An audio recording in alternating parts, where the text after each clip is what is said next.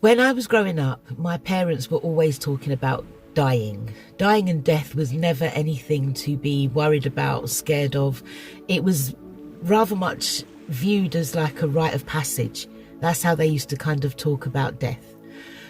Nobody ever spoke about grief. Nobody mentioned grief. I only experienced grief for the first time when my dad died, and I had death experiences before then, but when he died, nothing had prepared me for what was about to come. I thought that I could just get on with life. Okay, yeah, so he's dead, you know, it's not a problem. Let's go back to work and get this show on the road.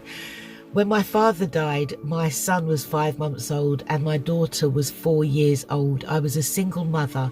I had just bought a house and I had a rather new job. It was all quite stressful when I look back now, but at the time I didn't realise that this was a stressful situation.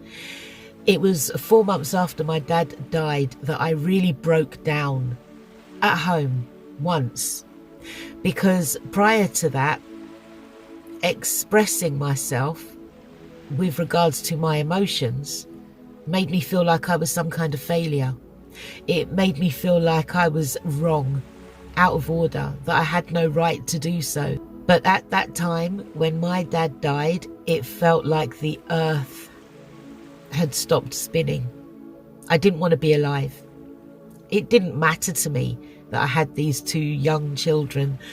I simply didn't want to live anymore. And the thing is, it's not even as if my dad and I had had a long life relationship.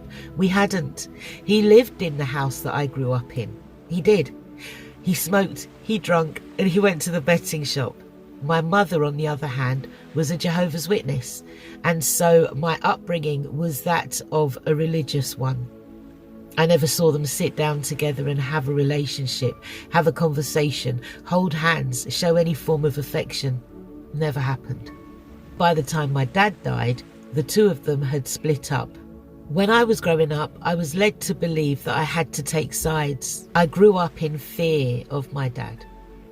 It's only in the last 4 years of his life that I got to know him and the beautiful man that he was. Even though we had lived in the same house together all my life, we had been strangers.